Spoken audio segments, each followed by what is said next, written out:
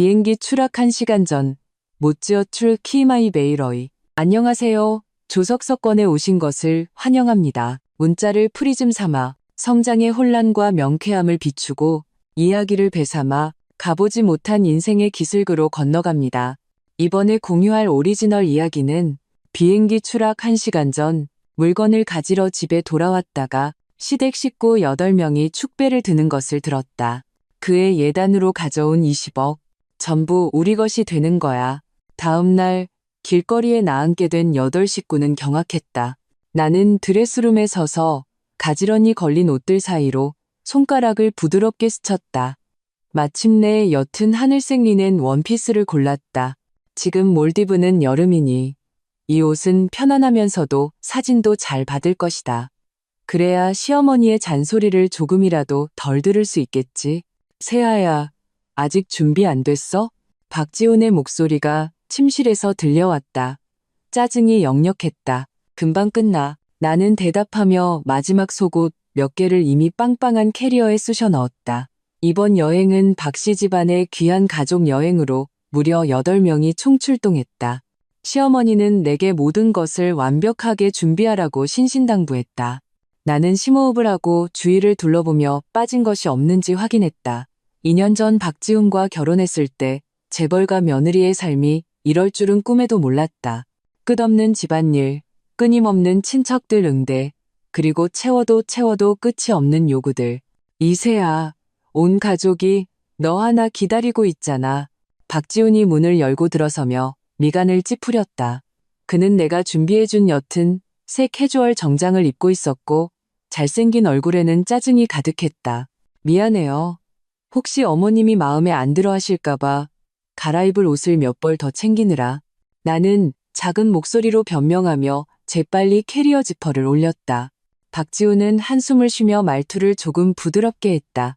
어머니도 다 너 좋으라고 그러시는 거야. 우리 집안이 사교계에서 어떤 위치인지 알잖아. 내 행동 하나하나가 박씨 집안의 이미지를 대표한다고. 나는 고개를 끄덕이며 억지 미소를 지었다. 물론 안다. 박씨 집안에 시집 온 이후 시어머니는 시시때때로 내게 박씨 집안 며느리로서 어떻게 처신하고 어떻게 옷을 입고 어떻게 말해야 하는지를 상기시켰다. 이번 여행조차 시어머니가 가족 간의 화목을 다지기 위해 제안한 것이었다. 아래층으로 내려가자 박씨 집안 식구 8명이 이미 거실에서 기다리고 있었다. 시아버지 박철수 씨는 소파에 앉아 신문을 보며 남의 일인 양 무심한 표정이었다. 시어머니 김영숙 여사는 핸드백을 점검하다가 나를 보자마자 미간을 찌푸렸다. 지훈의 여동생 박지훈과 그 남편 최민주는 구석에서 귓속말을 나누다가 나를 보고 의미심장한 미소를 지었다. 그리고 지훈의 남동생 박지혁과 그의 아내 강소라, 이제 막 대학생이 된 사촌 여동생 박하은까지 모두 모여 있었다. 이제야 내려오네. 비행기 놓치는 줄 알았잖아. 박지훈의 앙칼진 목소리가 들려왔다. 그녀는 오늘 유난히 화려한 빨간색 원피스를 입고 있었는데 비행기를 타러 가는 게 아니라 레드카펫을 밟으러 가는 듯했다. 죄송해요. 제가 늦었어요. 나는 고개를 숙여 사과했다. 손에 쥔 캐리어 손잡이가 축축하게 느껴졌다. 됐어. 어서 출발이나 하자. 시어머니가 한마디 하자 모두가 움직이기 시작했다. 박지훈은 자연스럽게 맨 앞에 섰고 나는 커다란 캐리어 2개를 끌며 맨 뒤를 따랐다. 공항으로 가는 길, 나는 대형 세단의 맨 뒷자리에 앉아 앞자리에서 떠드는 박씨 식구들의 대화를 들었다. 박지훈은 새로 산 다이아몬드 팔찌를 자랑했고 박지혁은 최근 주식 수익에 대해 떠들었다. 시어머니는 이따금씩 끼어들어 한마디씩 거들었다. 아무도 내게 말을 걸지 않았다. 마치 내가 그냥 따라온 하녀인 것처럼. 세아야, 시어머니가 갑자기 돌아봤다. 심장이 쿵하고 내려앉았다. 그 비싼 수입 홍삼 액기스. 분명 현관 테이블 위에 뒀던 기억이 나는데 가방에 넣지 않은 모양이었다. 어머니, 제가. 내 목소리가 떨렸다. 현관에 두고 온 것 같아요. 차 아는 순간 정적에 휩싸였다. 박지훈이 고개를 돌려 차가운 눈빛으로 물었다. 뭐라고? 지금 집에 다녀오면 될 것 같아요. 시간은 충분할 거예요. 나는 서둘러 말했다. 박지우는 시계를 보더니 귀찮다는 듯 손을 저었다. 됐다. 그냥 공항으로 가. 어차피 며칠인데 안 먹어도 괜찮아. 그게 무슨 소리니? 시어머니가 목소리를 높였다. 김 원장님이 꼭 제때 복용해야 한다고 했어. 특히 아버님은 요즘 혈압도 불안정하시단 말이다. 세아야, 너 혼자 다녀와라. 우리는 먼저 들어가서 수속 밟고 있을게. 나는 입술을 깨물었다. 네, 어머님. 차는 공항 출발층에 멈췄다. 나는 황급히 내렸고 박지우는 조심하라는 말 한마디조차 하지 않았다. 멀어지는 차의 뒷모습을 보며 나는 심호흡을 하고 택시를 잡았다. 청담동 빌라 단지로 가주세요. 최대한 빨리요. 나는 기사에게 말했다. 차가 도심을 향해 달리는 동안 창밖으로 스쳐 지나가는 풍경을 보며 만감이 교차했다. 이번 여행은 관계를 회복할 기회라고 생각했다. 최근 박지우는 내게 점점 더 차가워졌고 시어머니의 트집도 날이 갈수록 심해졌다. 내가 공들여 준비한 가족 여행이 분위기를 완화시킬 수 있을 거라 생각했지만 그건 나만의 착각이었던 것 같다. 청담동은 서울에서 가장 부유한 동네였고 박씨 집안의 빌라는 가장 안쪽에 자리 잡고 있었다. 택시가 문 앞에 멈추자 나는 서둘러 요금을 내고 대문으로 뛰어갔다. 손이 문고리에 닿는 순간 안에서 웃음소리가 들려왔다. 이상했다. 이 시간에는 집에 아무도 없어야 하는데 나는 조심스럽게 문을 열었다. 떠들썩한 소리가 더 선명하게 들려왔다. 식당 쪽에서 나는 소리였다. 드디어 이날이 왔구나. 시어머니의 흥분된 목소리였다. 그 비행기는 절대 몰디브에 도착하지 못할 테니까. 온몸의 피가 순간적으로 얼어붙었다. 나는 소리가 나는 쪽으로 소리 없이 다가갔다. 어머니 조용히 하세요. 벽에도 귀가 있습니다. 박지훈의 목소리였다. 뭐가 무서워? 그 멍청한 여자는 지금쯤 공항에서 발만 동동 구르고 있을 텐데. 박지윤의 날카로운 웃음소리가 내 고막을 찔렀다. 자기가 서쪽 하늘로 가게 될 줄은 꿈에도 모르겠지. 이번 가족 여행이 우리가 정성껏 계획한 함정이라는 걸. 다리가 후들거려 벽을 짚어야만 겨우 서 있을 수 있었다. 자, 본론으로 들어가지. 시어머니의 목소리가 엄숙해졌다. 내일 비행기 추락 뉴스가 나오면 바로 행동 개시야. 그 애가 예단으로 가져온 20억, 그리고 걔 아버지가 남긴 회사 지분까지 전부 우리 것이 되는 거야. 변호사도 다 준비해뒀고 서류도 완벽해. 그 애가 사고로 죽기만 하면 바로 효력이 발생하지. 수진이 쪽은 문제 없죠? 박지훈이 물었다. 걱정 마라. 네, 그 어린애인 입 무거운 애야. 게다가 박 사모님 자리를 꿰차길 얼마나 기다리고 있는데 이세아만 죽으면 너희 둘은 대놓고 만날 수 있잖니. 눈앞이 캄캄해졌다. 윤수진. 내 대학 시절 가장 친했던 친구. 그녀가 박지훈과 그리고 그들이 나를 죽이려 한다고? 비행기 장치는 확실한 거지? 박지혁이 물었다. 당연하지. 큰돈 주고 전문가를 섭외했어. 비행 2시간 후에 고장을 일으키게 되어 있어. 완벽한 사고처럼 보일 거야. 조사를 해도 아무것도 찾아내지 못해. 박지훈이 자신만만하게 말했다. 너무 잘됐다. 박지훈이 환호했다. 드디어 내가 안방을 차지할 수 있겠네. 그 촌스러운 인테리어 취향 때문에 그 좋은 방을 얼마나 망쳐놨는데. 너무 좋아하진 마라. 시아버지 박철수가 처음으로 입을 열었다. 일이 다 끝나고 나서 축배를 들어도 늦지 않아. 명심해. 밖에서는 극도로 슬픈 척해야 한다. 특히 너, 지훈이는 사랑하는 아내를 잃은 비통한 남편처럼 보여야 해. 아버지, 걱정 마세요. 박지훈이 웃으며 말했다. 표정 연기는 이미 다 연습해뒀습니다. 그리고 수진이가 위로해주면 금방 슬픔에서 벗어날 수 있을 거예요. 식당에서 귀에 거슬리는 웃음소리와 잔 부딪히는 소리가 터져나왔다. 나는 소리가 새어나가지 않도록 입술을 깨물었다. 떨리는 손으로 휴대폰을 꺼내 무음 모드로 바꾸고 녹음을 시작했다. 이 악마들은 나의 죽음을 축하하고 있었고 나는 살아서 그들이 나의 살해 계획을 의논하는 것을 생생하게 듣고 있었다. 가장 기가 막힌 건 말이야. 시어머니가 의기양양하게 말했다. 그 바보 같은 애는 우리가 진짜 자기를 가족으로 생각하는 줄 안다는 거지. 지난번에 내가 고급 한우가 먹고 싶다고 하니까 두말 않고 최고급으로 사오고 거실 인테리어가 낡았다고 하니까 바로 자기 돈으로 싹 바꿔주더라. 이렇게 속여먹기 쉬운 호구가 어디 있겠어? 맞아요. 박지훈이 거들었다. 아비가 일찍 죽어서 세상 물정 가르쳐줄 사람이 없었잖아요. 예단으로 가져온 20억이면 우리 박씨 집안이 재계하기에 충분하죠. 손톱이 손바닥을 깊게 파고들었지만 고통은 느껴지지 않았다. 지난 2년간의 일들이 머릿속을 스쳐 지나갔다.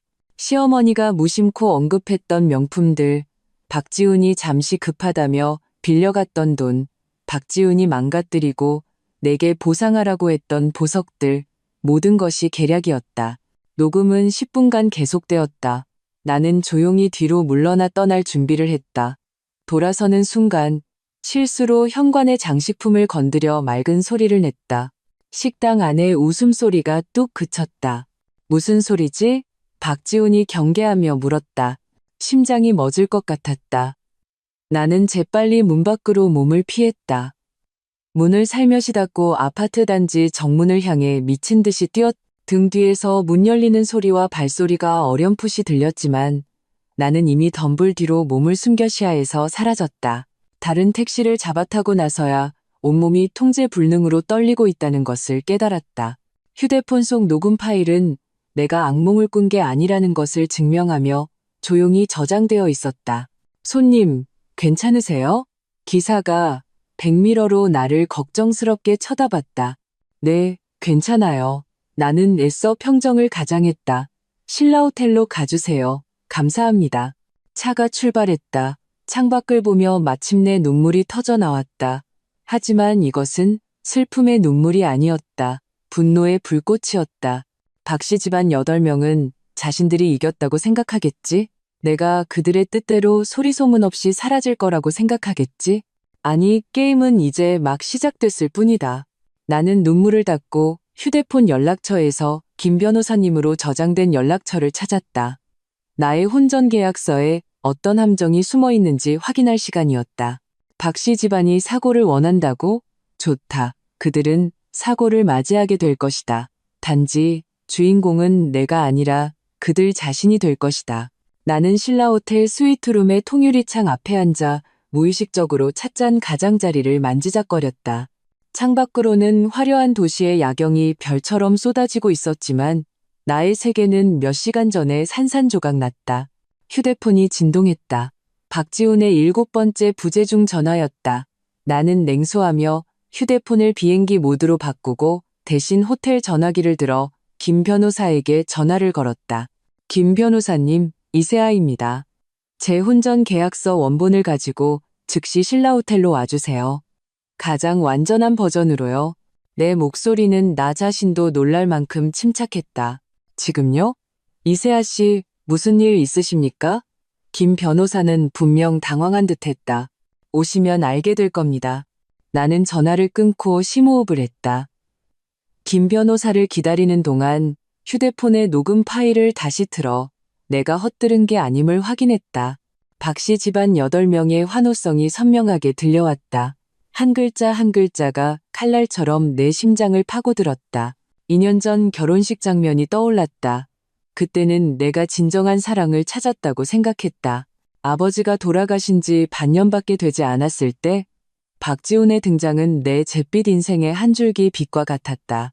그는 너무나 다정했고 나를 쫓아다니는 반년 동안 지극정성이었다. 시어머니도 처음에는 자상한 척 내 손을 잡고 친딸처럼 여기겠다고 말했다. 얼마나 위선적인가. 초인종이 울렸다. 렌즈를 통해 김 변호사님의 근엄한 얼굴이 보였다. 그는 아버지의 생전 절친한 친구이자 우리 유림그룹의 법률 고문이었다. 60대 나이에 머리는 희끗했지만 눈빛은 여전히 매처럼 날카로웠다. 세아야, 도대체 무슨 일이냐? 김 변호사님은 들어오자마자 걱정스럽게 물으며 두꺼운 서류철을 들고 있었다. 나는 즉시 대답하는 대신 그에게 녹음 파일을 들려주었다. 김 변호사님의 표정이 의아함에서 경악으로 그리고 분노로 변하는 것을 보며 이것이 결코 나의 망상이 아님을 알았다. 이 짐승만도 못한 것들. 김 변호사님은 드물게 험한 말을 내뱉었다. 그는 안경을 벗어 닦으며 말했다. 세아야, 당장 경찰에 신고해야 한다. 아니요, 아직 때가 아닙니다. 나는 고개를 저었다. 먼저 제가 법적으로 어떤 위치에 있는지 알아야 해요. 그 혼전 계약서, 문제가 있는 거죠? 김 변호사님은 한숨을 쉬며 서류철에서 잘 제본된 문서를 꺼냈다. 내가 그때 조심하라고 일렀잖니? 하지만 넌 박지훈을 믿는다고 했지. 그는 37페이지를 펴서 빽빽한 글씨 중 한 단락을 가리켰다. 봐라, 일방이 사고로 사망 시 그의 명예 하에 있는 모든 재산, 혼전 재산, 예단 및 혼후 소득을 포함한 모든 자산은 갑에게 귀속된다. 나는 숨을 헙 들이켰다. 이게 합법적인가요? 너희 양측이 자발적으로 서명한 상황에서는 법적 효력을 갖는다. 김 변호사님의 얼굴이 굳어졌다. 더 최악인 건 여기 또 다른 조항이 있다는 거다. 일방은 유언장을 이미 작성했음을 확인하며 사고로 사망 시 모든 유산은 갑이 상속한다. 손이 떨리기 시작했다. 나는 그런 유언장을 쓴 적이 없다. 하지만 그들이 위조할 수 있다. 김 변호사님이 낮은 목소리로 말했다. 세아야, 이건 즉흥적인 범죄가 아니야. 오랫동안 치밀하게 계획된 음모다. 박 씨 집안이 노린 건 처음부터 내 아버지가 남긴 재산이었어. 나는 무언가 생각난 듯 휴대폰을 꺼내 집 CCTV 시스템에 접속했다. 이 시스템은 반년 전 도둑이 들었다는 박 씨 집안의 말의 안전을 위해 내가 설치한 것이었다. 이제 와서 증거 수집 도구가 될 줄이야. CCTV 영상은 6개월 전까지 돌려볼 수 있었다. 나는 타임라인을 빠르게 움직여 지난달 내가 3일간 출장을 갔던 시점에 멈췄다. 화면 속 내가 집을 떠난 지 1시간도 안 되어 박지훈은 윤수진을 데리고 우리 침실로 들어왔다.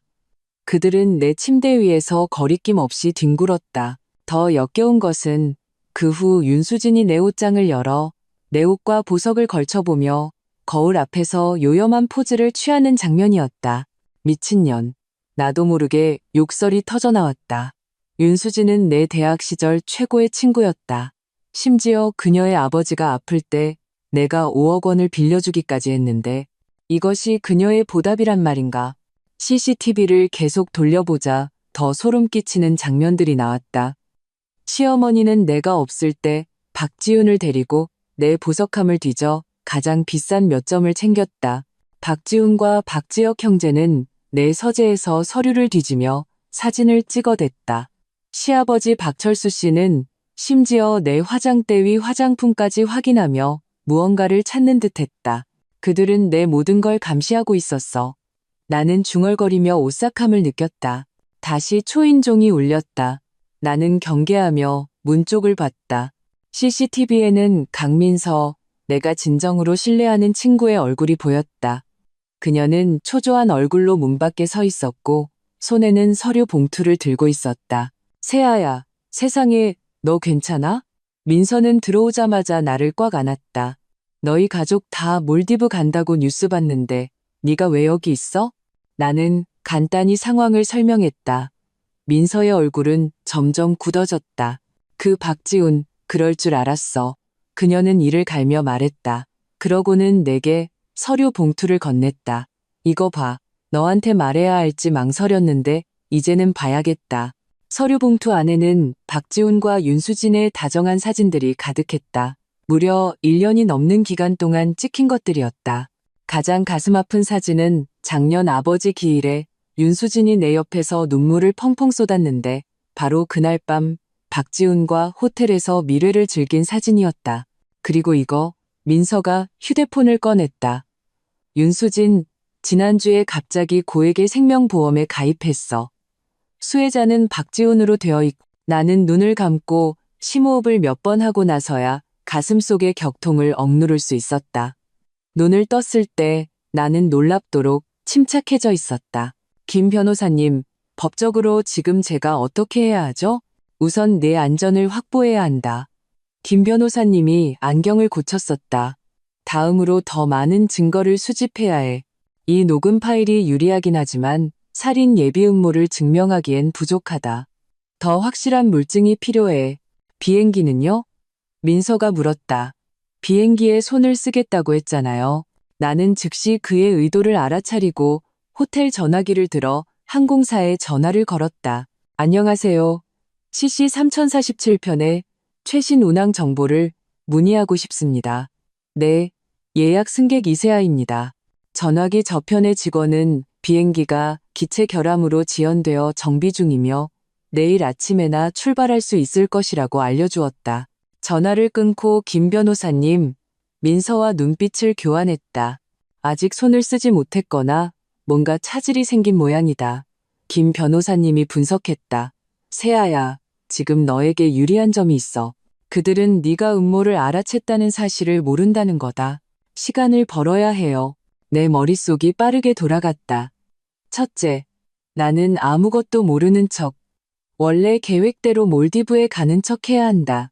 둘째, 박씨 집안의 일거수일투족을 감시할 사람이 필요하다. 내가 할게. 민서가 자원했다. 우리 사촌 오빠가 경찰청에 있어서 도움이 될 거야. 나는 박씨 집안의 재무 상태를 조사하겠다. 김 변호사님이 말했다.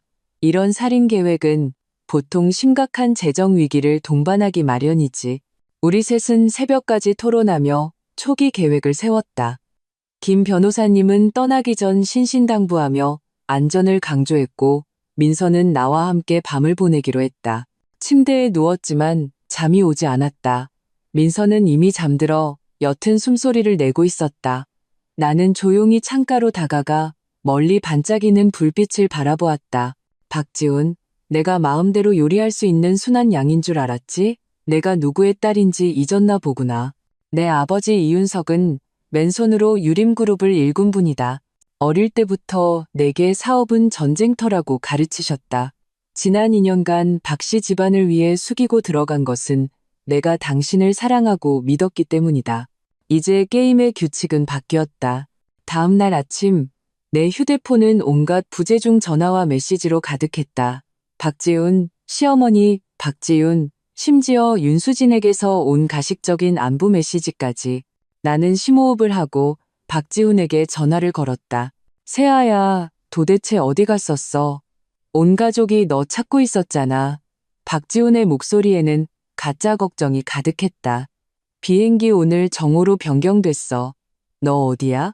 오빠, 미안해요. 나는 일부러 목이 맨 소리를 냈다.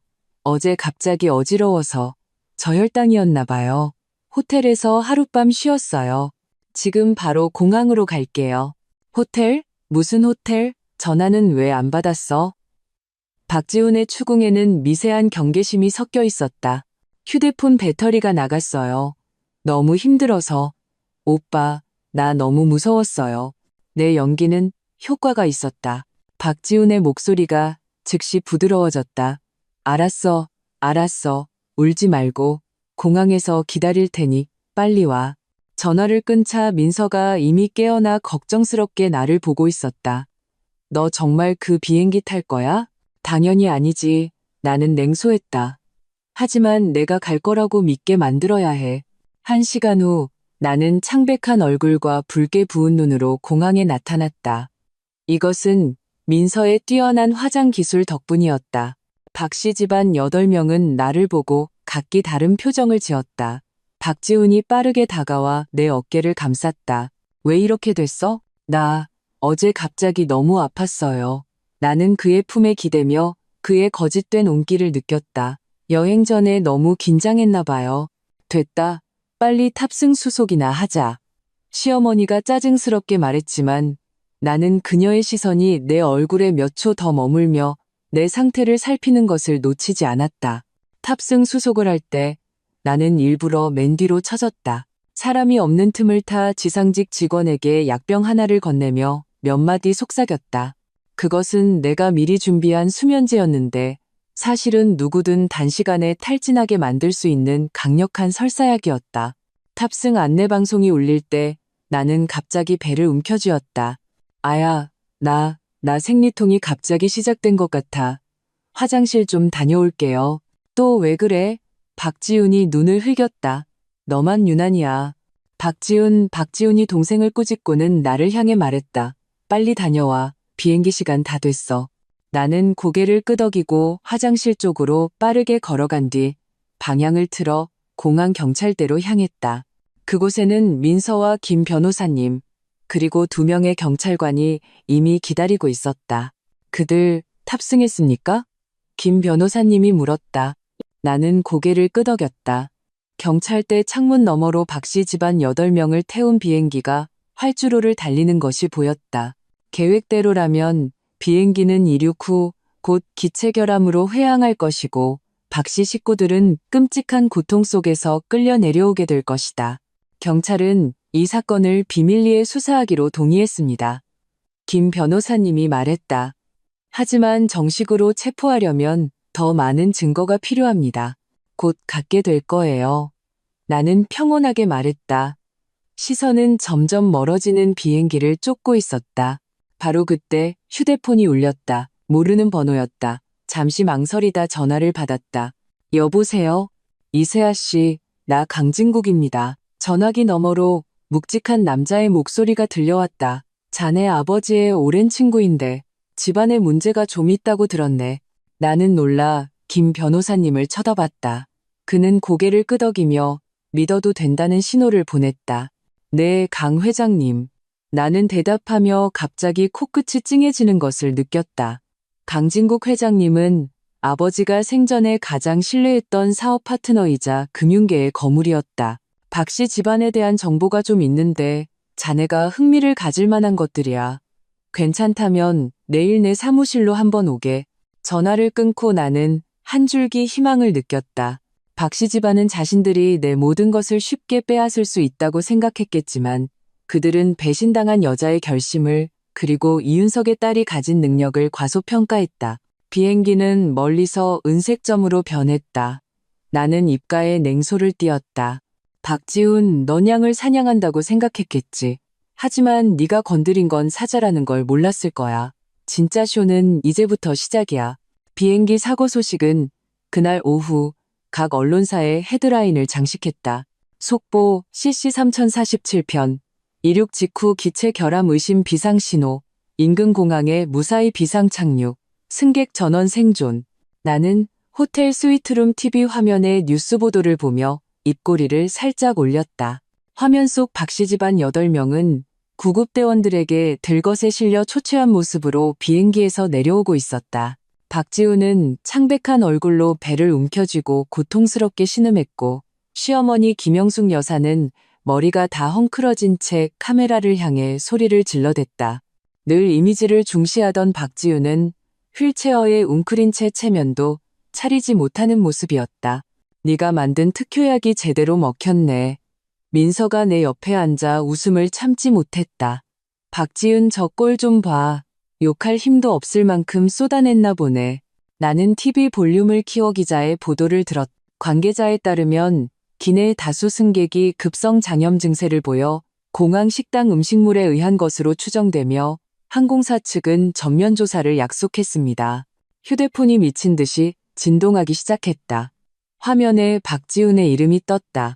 나와 민서는 눈빛을 교환하고 심호흡을 한 뒤 전화를 받았다. 세아야, 다행이다. 너 무사했구나. 박지훈의 목소리는 쇠약하고 다급했다. 너 어디야? 왜 비행기에 안 탔어? 나 공항 의무실이에요. 나는 일부러 기운 없는 목소리를 냈다. 의사 선생님이 식중독 같다면서 링거를 놔주셨어요. 오빠, 다들 괜찮아요? 뉴스 봤어요. 우린 죽을 뻔했어. 박지훈이 갑자기 목소리를 높였다가 다시 낮췄다. 아니, 내 말은 비행기에 문제가 생겨서 온 가족이 다 아파. 지금 올 수 있어? 우리 제3병원에 있어. 금방 갈게요. 나는 전화를 끊고 민서를 향해 말했다. 김 변호사님께 연락해서 계획대로 진행하라고 전해줘. 30분 후 나는 창백한 얼굴에 휘청거리는 걸음으로 병원 응급실 앞에 나타났다. 이번에는 화장이 필요 없었다. 그 살인마들을 다시 마주해야 한다는 생각에 진심으로 역겨웠다. 세아야, 박지훈이 병상에서 힘겹게 몸을 일으켰다. 그는 정말 최악의 모습이었다. 얼굴은 푸르댕댕했고 눈은 퀭했다. 너 도대체 뭘 먹은 거야? 온 가족이 다. 저는 그냥 커피 한 잔 마셨어요.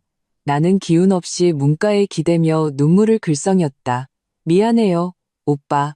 제가 제 시간에 비행기를 탔더라면 음식에 문제가 있다는 걸 알아챘을지도 모르는데. 박지훈의 표정이 순간 복잡해졌다. 만약 내가 정말 비행기에 탔다면 그들의 살인 계획은 진짜 사고 때문에 물거품이 되었을 것이다. 얼마나 아이러니한가. 시어머니 김영숙 여사는 옆 침대에 누워있다가 내 목소리를 듣고 고개를 돌렸다. 그녀의 눈빛은 칼날처럼 날카로웠다. 이세아, 다 너 때문이야. 너만 아니었으면 우리가 벌써? 어머니, 박지훈이 황급히 말을 막았다. 세아도 피해자예요. 나는 그들 사이에 미묘한 기류를 못 본 척하며 비틀거리며 박지훈의 침대 곁으로 다가가 그의 손을 잡았다. 의사 선생님이 뭐래요? 심각해요? 식중독이래. 며칠 쉬면 괜찮을 거라고 했어. 박지훈은 억지 미소를 지었지만 그의 손이 미세하게 떨리는 것을 느낄 수 있었다. 분노일까? 아니면 공포일까? 참, 너는 왜 의무실에 있었던 거야? 어제 대체 무슨 일이었어? 나는 이미 준비해둔 시나리오를 읊었다. 홍삼 엑기스 가지러 갔다가 공항으로 돌아오는 길에 갑자기 어지러웠어요. 더위를 먹었나 봐요. 공항에 도착했을 땐 이미 몸이 너무 안 좋아서 보안 요원분이 제 얼굴을 보더니 바로 의무실로 데려다 주셨어요. 박지훈은 내가 거짓말을 하는지 판단하려는 듯 내 눈을 뚫어지게 쳐다봤다. 나는 눈물을 머금은 채 그의 시선을 당당히 마주했다. 오빠, 너무 무서웠어요. 만약 오빠네 가족에게 무슨 일이라도 생겼으면 저는 내 연기는 완벽했다. 박지훈은 경계를 푼 듯 내 손등을 두드렸다. 괜찮아. 다 지나갔어. 뭐가 지나가? 병실 구석에서 박지훈의 날카로운 목소리가 들려왔다. 그녀는 들것에 누워 머리카락이 기름진 채 얼굴에 붙어 있었다. 우리 몰디브 여행은 물거품이 됐다고? 다 너 때문이야, 이세아. 네가 꾸물거리지 않았으면. 박지훈이 다시 동생을 꾸짖었지만 이번에는 어조가 그리 단호하지 않았다. 나는 고개를 숙여 억울한 척 입술을 깨물었다. 실제로는 눈 속의 냉소를 감추기 위해서였다. 서로를 탓하게 둬라. 균열은 이미 시작되었으니 의사가 들어와 환자들이 퇴원해도 좋지만 며칠간 안정이 필요하다고 알렸다. 나는 자진해서 퇴원 수속을 밟으러 갔고 그 틈을 타 병원 복도에서 김 변호사에게 2단계 시작이라는 메시지를 보냈다. 병원을 나설 때 박씨 집안 8명은 마치 폐잔병 무리 같았다. 모두 안색이 좋지 않았다. 나는 세심하게 차 2대를 불러 시어머니와 박지훈을 첫 번째 차에 태우고 나머지는 두 번째 차에 탔다. 차 안에서 시어머니가 갑자기 내 손을 잡았다. 그녀의 말투는 놀랍도록 다정했다. 세아야, 이번에 네가 비행기에 안 타서 정말 다행이다. 괜히 너까지 고생할 뻔했잖니? 생각해보니 내가 그동안 너한테 너무 엄하게 굴었구나. 마음속에서 경고음이 울렸다. 시어머니가 언제부터 나를 세아야라고 부르고 언제부터 내게 이렇게 다정했던가.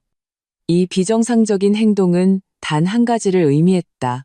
그들은 아직 계획을 포기하지 않았고 전략을 수정하고 있다는 것을. 어머님, 그런 말씀 마세요. 나는 감격한 척하며 눈 속의 경계심을 감추기 위해 고개를 숙였다. 제가 잘못한 거죠. 항상 뭘 빠뜨리고 다니니. 아이고, 우리 애는 너무 착해서 탈이야. 시어머니는 내 손을 토닥이며 시선은 내 손목의 비취 팔찌에 고정되어 있었다. 그것은 외할머니가 물려주신 것이었다. 참, 내 아버지가 남긴 회사 지분은 요즘 어떠니? 역시나 나는 속으로 냉소하며 겉으로는 순진한 척했다. 아주 좋아요. 지난 분기 배당금이 작년보다 10%나 늘었어요.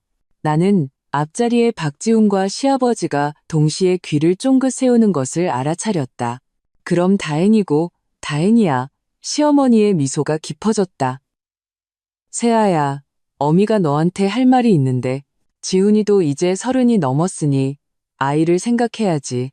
네가 지금 그렇게 큰 회사 관리하느라 너무 힘드니 차라리 지분을 지훈이한테 맡기고 너는 집에서 편하게 임신 준비하는 게 어떻겠니? 나는 웃음이 터져 나올 뻔했다. 얼마나 서투른 변명인가. 하지만 시어머니의 탐욕스러운 본성에는 너무나도 잘 어울렸다. 그녀는 또 다른 사고를 기다릴 여유도 없이 당장 내 재산을 빼앗고 싶어 했다. 어머님 말씀이 맞아요. 나는 생각하는 척하며 말했다. 저 요즘 정말 너무 피곤했어요. 오빠 몸 좀 괜찮아지면 저희 잘 상의해 볼게요.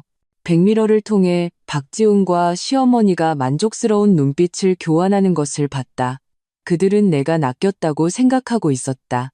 박씨 집안 빌라로 돌아와 나는 모두를 돌본다는 핑계로 분주하게 차를 내고 물을 따르며 몰래 몇몇 중요한 위치에 초소형 녹음 장치를 설치했다. 거실, 식당, 서재, 심지어 시어머니와 박지훈의 침실까지. 이 장치들은 모두 내가 새로 구입한 클라우드 계정에 연결되어 실시간으로 녹음을 저장할 수 있었다.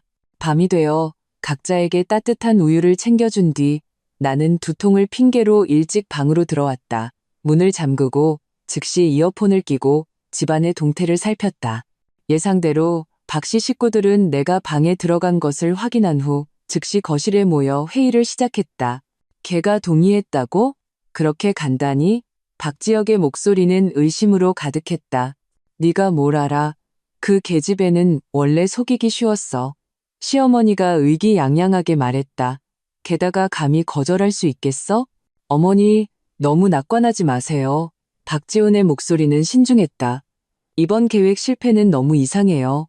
비행기가 정말 고장났고 걔는 마침 탑승하지 않았고 뭔가 이상해요. 넌 생각이 너무 많아. 박지훈이 끼어들었다. 내 말대로 그냥 사람 시켜서 처리하면 될걸. 뭘 이렇게 복잡하게 해. 입 닥쳐. 시아버지 박철수가 마침내 입을 열었다. 그의 목소리는 낮고 엄했다. 지난번에도 너희가 너무 서두르다 일을 그르칠 뻔했어. 지금 경찰과 언론이 이번 식중독 사건을 주시하고 있다고 더 이상 위험을 감수할 순 없어. 당신 말이 맞아요. 시어머니가 동조했다. 걔가 스스로 지분을 넘기겠다니 합법적인 절차를 밟읍시다. 돈이 손에 들어오고 나서 처리해도 늦지 않아요. 나는 주먹을 꽉 쥐었다. 손톱이 손바닥을 깊게 파고들었다. 이 짐승들은 내 생사를 논하는 것을 마치 저녁 메뉴를 정하듯 아무렇지 않게 이야기하고 있었다. 회사 쪽은 어때? 박지훈이 물었다. 얼마 못 버텨. 박철수 씨가 한숨을 쉬었다. 이달 말까지 자금이 들어오지 않으면 은행에서 자산을 압류할 거야. 그래서 이세아의 지분을 빨리 받아내야 한다는 거예요. 시어머니가 다급하게 말했다. 그건 유림그룹 지분 20%야. 시가로 최소 1,500억은 된다고. 거기에 개현금이랑 부동산까지 합치면 내일 변호사 시켜서 서류 준비하라고 할게요. 박지훈이 말했다. 지금 걔가 죄책감을 느끼고 있으니 설득하기 쉬울 겁니다. 여기까지 듣고 나는 이어폰을 벗었다. 다른 휴대폰을 꺼내 강진국 회장에게 전화를 걸었다. 회장님 말씀이 맞았어요. 제게 도움이 필요합니다. 나는 작은 목소리로 말했다. 박씨 집안은 제가 생각했던 것보다 더 탐욕스럽고 더 어리석어요. 강 회장님은 전화기 저편에서 피식 웃었다. 내일 오전 10시 내 사무실로 오게. 자네가 모은 모든 증거를 가지고. 전화를 끊고 김 변호사에게 메시지를 보냈다. 몇 가지 특별한 법률 문서를 준비해달라고. 박씨 집안이 내 지분을 원한다면 그들에게 선물을 줘야지. 밤이 깊었다. 나는 창가에 서서 시댁에서 정성껏 가꾼 장미꽃을 바라보았다. 얼마나 아름다운 꽃인가. 하지만 이렇게 오염된 토양에서 자라고 있다니. 마치 나와 박지훈의 결혼처럼 겉은 화려했지만 속은 이미 썩어 문드러졌다. 내일 나는 본격적인 반격을 시작할 것이다. 박씨 집안은 내가 도살장의 양인 줄 알겠지만 내가 이미 조용히 칼을 들었다는 사실을 알지 못할 것이다. 강진국 회장님의 사무실은 금융가의 가장 높은 빌딩 꼭대기 층에 있었다. 통유리창을 통해 도시 전체를 내려다볼 수 있었다. 나는 가죽 소파에 앉아 무의식적으로 찻잔 가장자리를 만지작거리며 지난 며칠간 일어난 모든 일을 그에게 설명했다. 그래서 지금 그들은 합법적인 수단을 통해 제 지분을 빼앗으려고 해요. 나는 설명을 마치고 녹음 파일이 담긴 USB를 강 회장님 앞으로 밀었다. 강 회장님은 60대 초반의 다부진 남성으로 은회색 머리를 한 올에 흐트러짐 없이 빗어 넘겼고 날카로운 눈은 모든 거짓말을 꿰뚫어 보는 듯했다. 그는 아버지가 생전에 가장 신뢰했던 친구이자 재계에서 존경받는 거물이었다. 전형적인 박씨 집안 스타일이군. 강 회장님은 녹음을 다듣고 입가에 냉소를 띄었다. 탐욕스럽고 어리석기 짝이 없지. 자네 아버님도 생전에 박철수 그 인간의 손버릇이 좋지 않다고 의심했었네. 하지만 그들이 그의 딸에게까지 손을 뻗칠 줄은 몰랐지. 그는 자리에서 일어나 창가로 가등을 돌렸다. 세아야, 박씨 집안이 왜 그렇게 자네 재산을 탐내는지 아나? 나는 고개를 저었다. 그가 보지 못할 것을 알면서도 모르겠습니다. 회장님, 그저 회사에 재정 문제가 있다고만 들었어요. 문제가 있는 정도가 아니야. 강 회장님이 돌아섰다. 그의 눈빛은 날카로웠다. 박씨 기업은 사실상 파산 상태다. 지난 3년간 박철수와 박지우는 계속해서 분식회계를 하고 공금을 횡령했어. 불법 자금 모집 혐의도 있고 다음 달 말까지 800억 원의 구멍을 메우지 못하면 그들 부자는 감옥에 가게 될 거야. 나는 숨을 헙 들이켰다. 그래서 제 예단과 재산을 노린 거군요. 예단뿐만이 아니야. 강 회장님은 책상으로 돌아와 서랍에서 서류를 꺼냈다.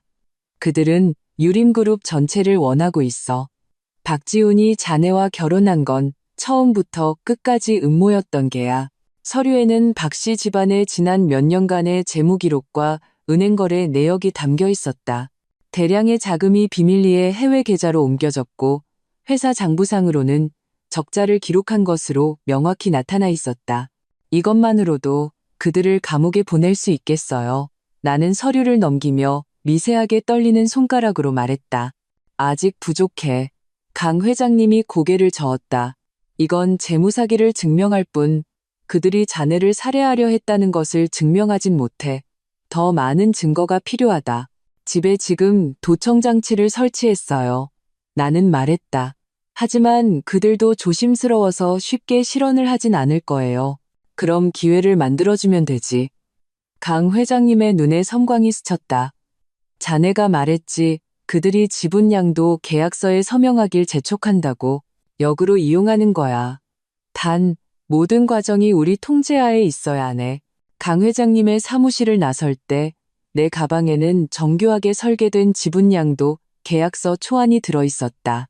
겉보기에는 내 유림그룹 지분을 박지훈에게 위탁관리하는 것처럼 보였지만 실제로는 여러 법적 함정이 설치되어 있어 일단 서명하면 오히려 박씨 집안이 더 깊은 수렁에 빠지게 되는 문서였다.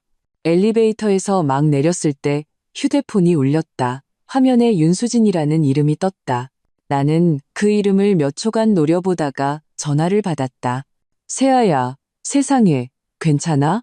윤수진의 목소리는 거짓된 걱정으로 가득했다. 뉴스 봤어. 그 비행기. 지훈 씨네는 괜찮아? 다 괜찮아. 그냥 식중독이었대. 나는 차갑게 대답하며 속으로 냉소했다. 이 전화는 타이밍이 기가 막혔다. 마침 이 절친을 한번 만나볼까 생각하던 참이었다. 천만다행이다. 수진이 과장되게 안도의 한숨을 쉬었다. 세아야, 우리 너무 오래 못 봤다. 오늘 시간 되면 커피 한잔 할까? 나 너한테 할 말이 좀 있어서. 나는 눈을 가늘게 떴다. 그래, 마침 나도 너한테 물어볼 게 있었어. 2시, 늘 가던 데서 보자. 전화를 끊고 즉시 사설 탐정에게 메시지를 보내 도청 장비를 준비해달라고 했다. 윤수진이 갑자기 만나자고 한 것은 우연이 아닐 것이다. 아마도 박지은의 사주를 받아 내 속을 떠보려는 것이겠지. 늘 가던 데는 대학 시절 나와 수진이 자주 가던 카페였다. 인테리어는 아늑했고 좌석 간 프라이버시가 보장되었다. 나는 30분 일찍 도착해 구석자리를 잡고 테이블 아래에 녹음기를 설치했다. 윤수진은 약속 시간에 늦었지만 화려하게 치장하고 나타났다. 온몸은 명품으로 도배했고 머리도 방금 미용실에서 관리받은 듯했다. 그녀는 나를 보자마자 팔을 벌렸다. 세아야, 보고 싶어 죽는 줄 알았어. 나는 이 위선적인 포옹을 간신히 참아내며 그녀의 손목에 있는 새로운 까르띠에 시계가 박지훈이 지난달 출장에서 돌아와 가져온 것과 똑같은 모델임을 알아차렸다. 안색이 좋네.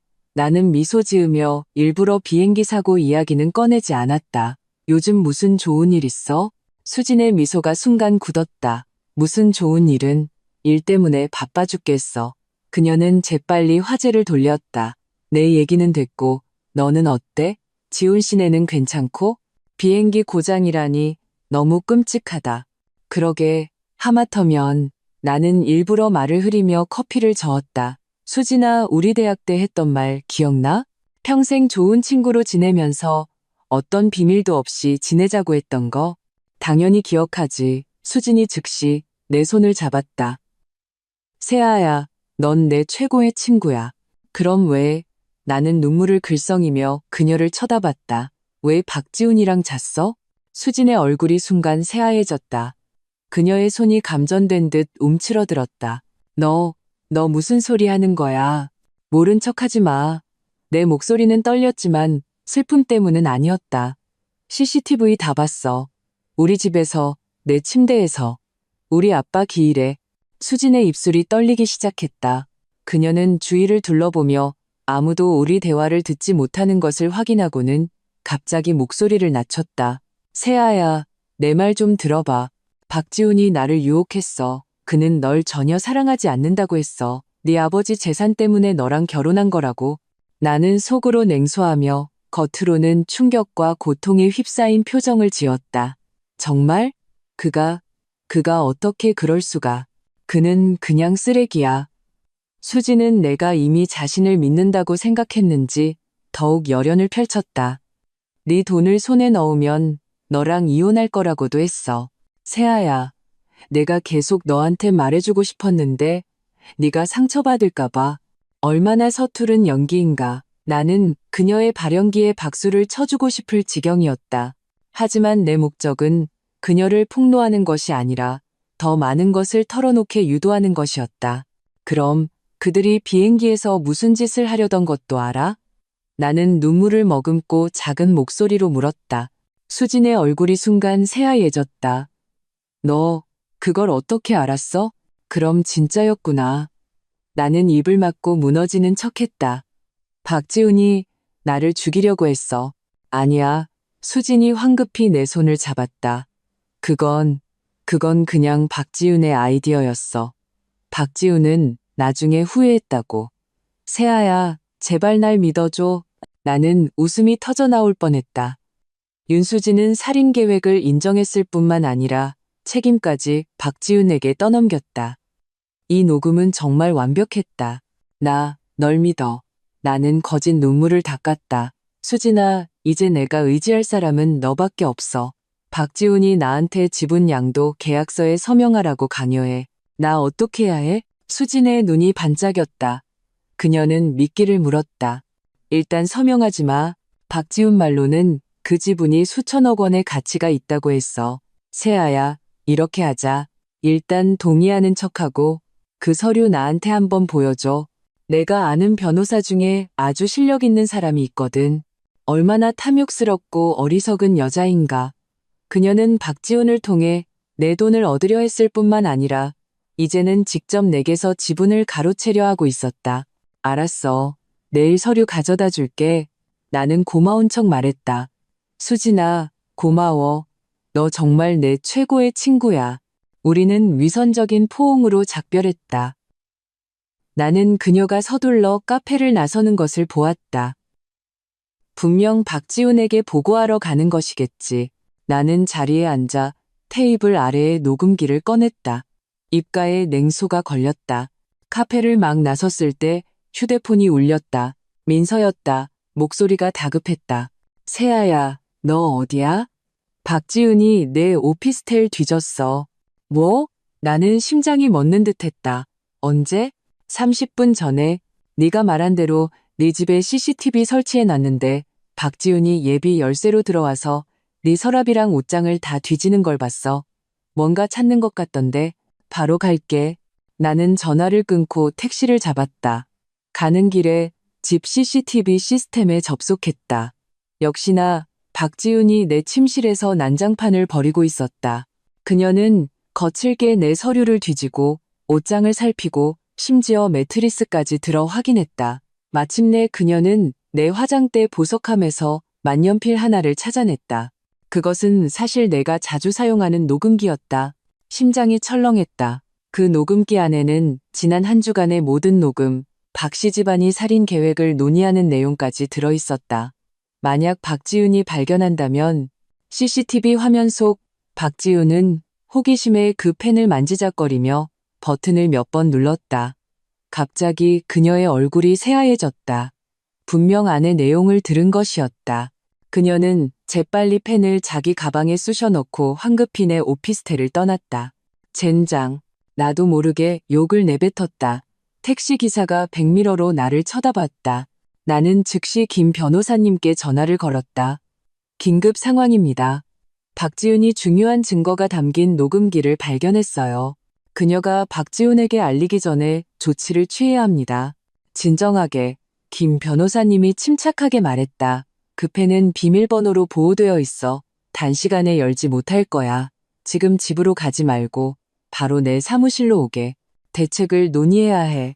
전화를 끊고 기사에게 변호사 사무실로 목적지를 변경해달라고 했다. 창밖에는 비가 내리기 시작했다. 굵은 빗방울이 차창을 때리는 것이 마치 지금 내 혼란스러운 마음 같았다. 계획에 변수가 생겼지만 당황해서는 안 된다. 박씨 집안은 자신들이 우위에 있다고 생각하겠지만 내가 더 큰 그물을 쳐놓았다는 사실을 알지 못할 것이다. 김 변호사님의 사무실에서 우리 셋은 긴급히 대책을 논의했다. 민서도 달려와 최신 CCTV 화면을 가져왔다. 박지훈은 이미 박씨 집안 빌라로 돌아가 초조하게 박지훈을 기다리고 있었다. 아직 다른 사람들에게는 말하지 않은 것 같아요. 민서가 분석했다. 아마 박지훈에게 먼저 보여주려는 거겠죠. 그 펜은 24시간마다 자동으로 클라우드에 업로드되는 기능이 있어요. 내가 말했다.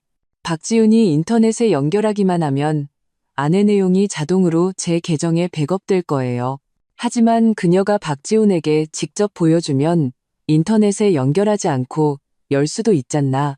김 변호사님이 미간을 찌푸렸다. 나는 입술을 깨물었다. 갑자기 좋은 생각이 떠올랐다. 아니요.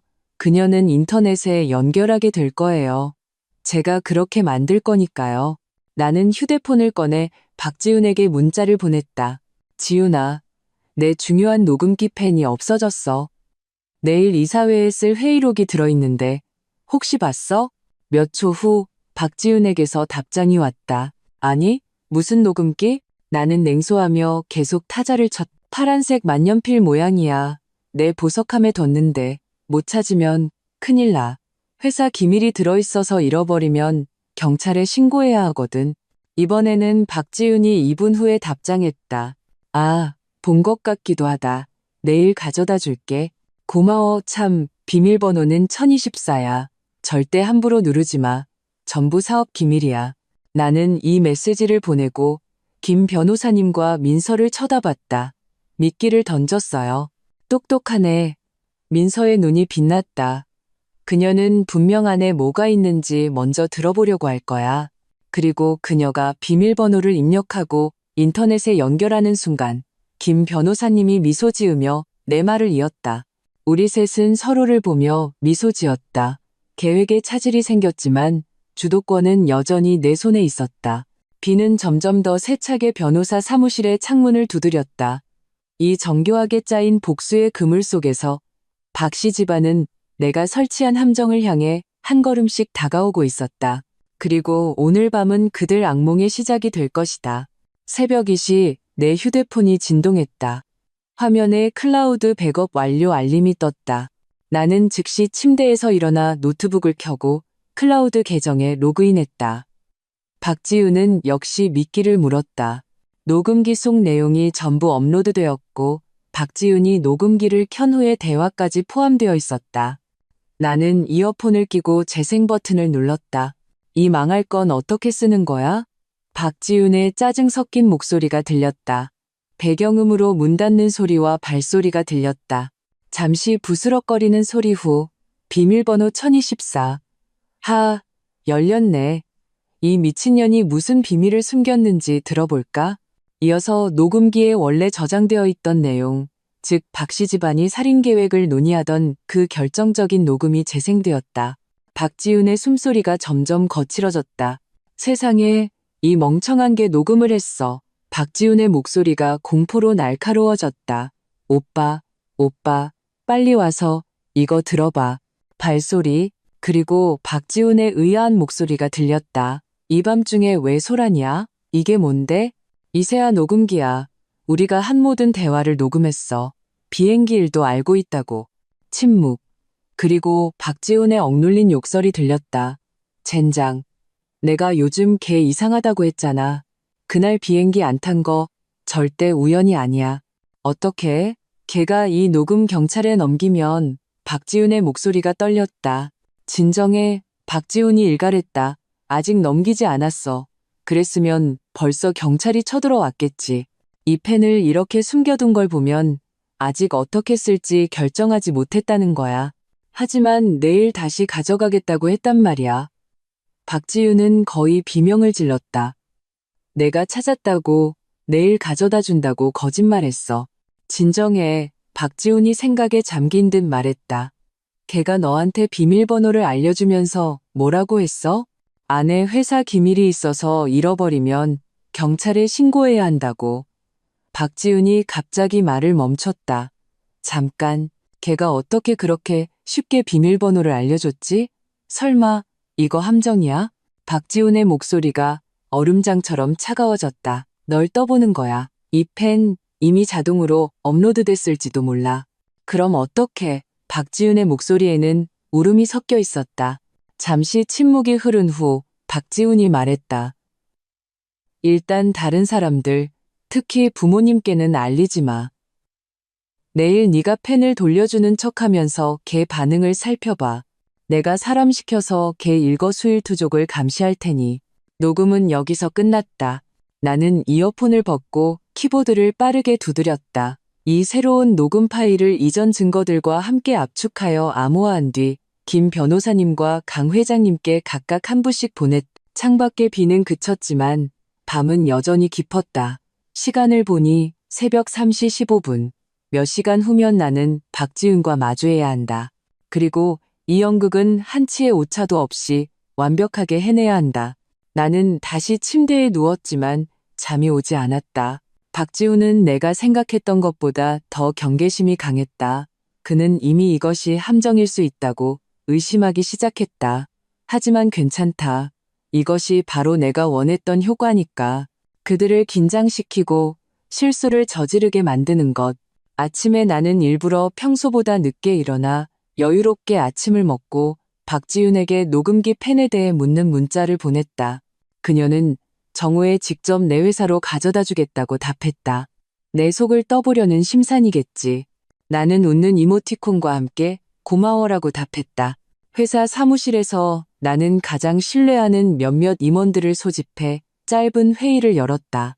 최근 내 개인적인 일로 부정적인 뉴스가 나올 수도 있지만 회사 운영에는 영향이 없을 것이라고 알렸다. 자세한 내용은 밝히지 않았지만 무슨 일이 일어나든 침착함을 유지해야 한다는 것을 확실히 주지시켰다.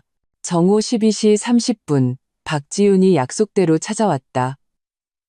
그녀는 오늘 유난히 세련되게 차려입었지만 눈 밑의 다크서클은 감추지 못했다. 밤새 잠을 설친 모양이었다. 언니, 여기 펜. 그녀는 억지 미소를 지으며 가방에서 녹음기를 꺼내 책상 위에 놓았다. 어제 내 가방에서 찾았어. 실수로 들어갔나 봐. 나는 펜을 들어 확인하고는 미소 지었다. 정말 고마워. 여기 중요한 이사회 자료가 들어있거든. 나는 일부러 그녀 앞에서 재생 버튼을 눌러 중요하지 않은 회사 회의 녹음을 무작위로 재생했다. 박지훈의 눈은 녹음기를 뚫어져라 쳐다봤고 몸은 살짝 앞으로 기울인 채 그 끔찍한 녹음이 나오기를 기다리는 듯했다. 평범한 회의 내용이 흘러나오자 그녀의 얼굴에 혼란스러운 기색이 스쳤다. 왜 그래? 내가 순진한 척 물었다. 좀 긴장해 보이는데? 아니야. 박지훈이 억지 미소를 지었다. 그냥 언니 일에 지장 줄까봐 걱정돼서. 그럴 리가. 나는 웃으며 펜을 서랍에 넣었다. 참, 밥 먹었어? 아래층 식당에서 같이 먹을래? 박지훈은 이 제안을 예상하지 못했는지 잠시 망설이다 고개를 끄덕였다. 좋아. 식당에서 나는 일부러 편안하고 즐거운 척하며 시시콜콜한 잡담을 나눴다. 반면 박지훈은 내내 다른 생각에 잠겨 있었고 이따금씩 내 표정을 훔쳐봤다. 식사가 반쯤 진행됐을 때 그녀가 마침내 참지 못하고 물었다. 언니, 요즘 괜찮아? 그녀가 떠보듯 물었다.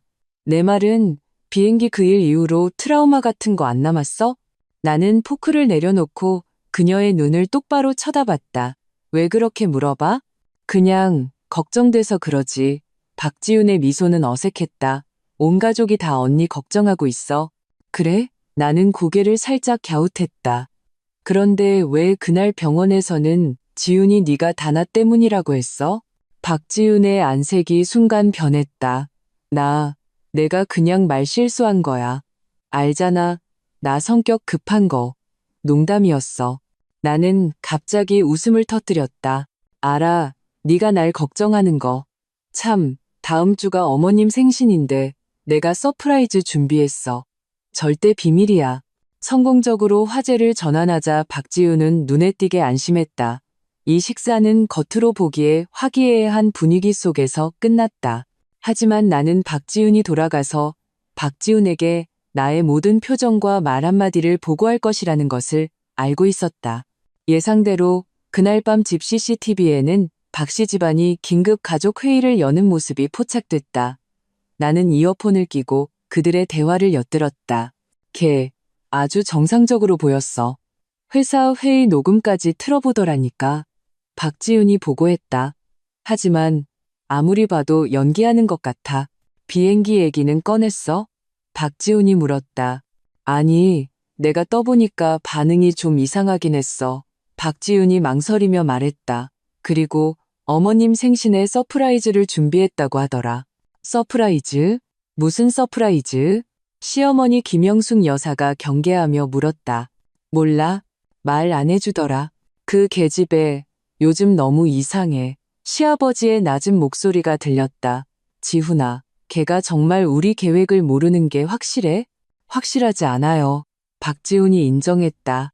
하지만 설령 안다고 해도 어쩔 겁니까? 실질적인 증거 없이는 경찰도 걔 말을 믿지 않을 거예요. 중요한 건 그 지분 양도 계약서를 최대한 빨리 손에 넣는 겁니다. 걔가 내일 서류 보여주기로 했어. 윤수진의 목소리였다. 나는 심장이 멎는 듯했다. 그녀까지 가족회의에 참석하다니. 계약서에 문제 없으면 우리가 뭘. 박지훈이 짜증스럽게 말을 끊었다. 수진아, 넌 이 일에 끼어들지 마. 세아가 요즘 너한테 연락한 적 있어? 어제 만났어. 수진이 우물쭈물하며 말했다. 그냥 여자들끼리 하는 얘기, 임신 준비에 관한 거 물어보더라. 대단한 거짓말쟁이. 나는 이 대화를 녹음하며 냉소했다. 윤수진은 박지훈에게 내가 그들의 불륜을 안다고 고백한 사실을 말하지 않았고 살인 계획에 대해서도 언급하지 않았다. 이 연인 사이의 신뢰도 그저 그뿐이었다. 어쨌든 모든 건 원래 계획대로 진행한다. 박지훈이 결론 내렸다. 어머니 생신날 내가 세아한테 계약서에 서명하게 할 거야. 만약 거절하면 그의 목소리가 차갑게 가라앉았다. 우리에게는 플랜 B가 있으니까. 여기까지 듣고 나는 이어폰을 벗었다.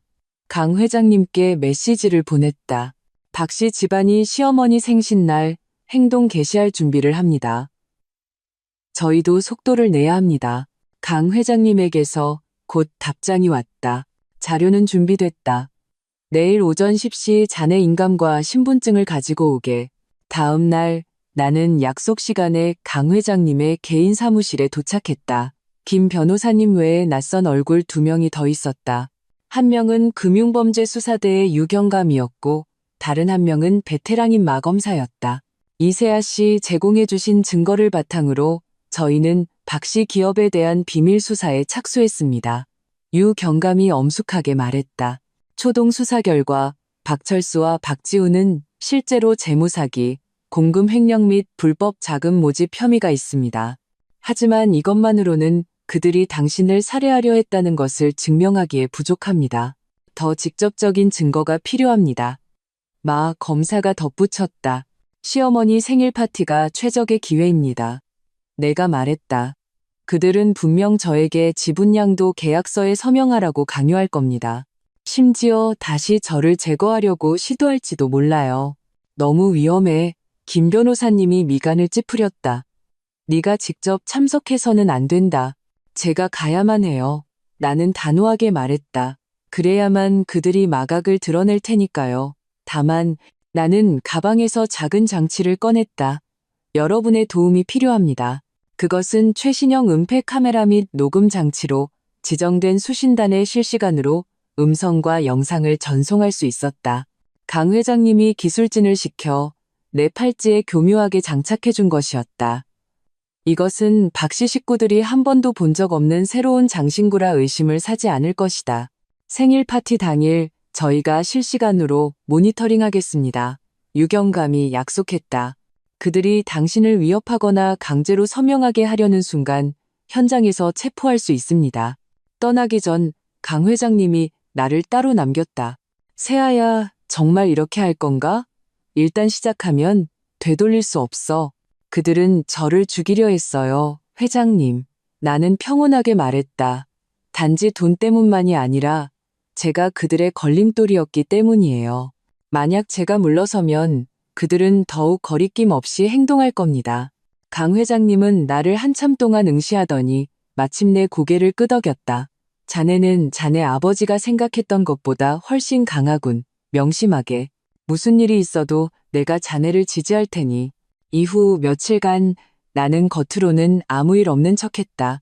심지어 박지훈에게 더욱 다정하게 굴며 시어머니가 제안한 지분 양도와 임신 준비에 대해 진지하게 고민하는 척했다.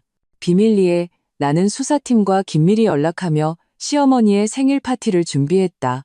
생일 파티 전날 밤 나는 사설 탐정에게서 최종 조사 보고서를 받았다. 거기에는 박 씨 집안의 지난 몇 달간의 모든 움직임, 나를 미행한 증거, 수상한 인물과의 만남, 심지어 특정 약물을 구매한 기록까지 포함되어 있었다. 법의학자는 그것이 심장마비를 유발하는 독약의 일종임을 확인했다. 그들은 정말 2가지 계획을 준비했군. 김 변호사님은 보고서를 보고 얼굴이 굳어졌다. 서명이 실패하면 의료사고를 위장할 생각이었어. 어디 한번 해보라죠. 나는 냉소하며 보고서를 잘 보관했다. 이 모든 것이 법정 증거가 될 것이다.